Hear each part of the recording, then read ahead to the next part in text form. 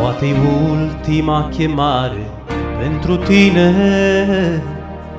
ești chemat să ai salvare la Iisus.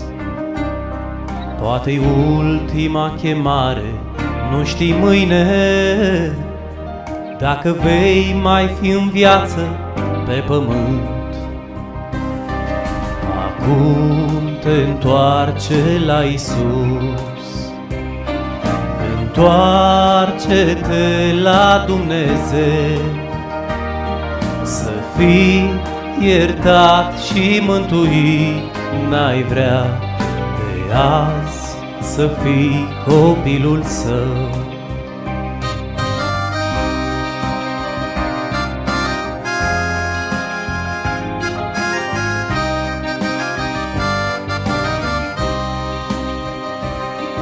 Cât de scurtă este viața omenească, ești un abur, ești o umbră pe pământ. Călător spre veșnicia ce te așteaptă, unde vei pleca tu, prietene, în curând. Acum te întoarce la Iisus, întoarce-te la Dumnezeu, să fii iertat și mântuit. N-ai vrea de azi să fii copilul Său.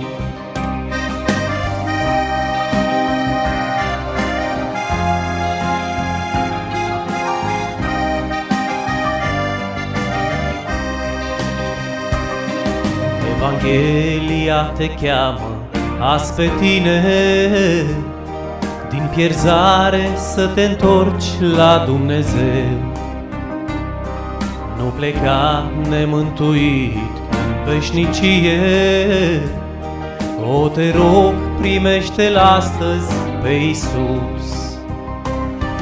Acum te întoarce la Iisus, întoarce-te la Dumnezeu, să fii iertat și mântuit. N-ai vrea de azi să fii copilul Său.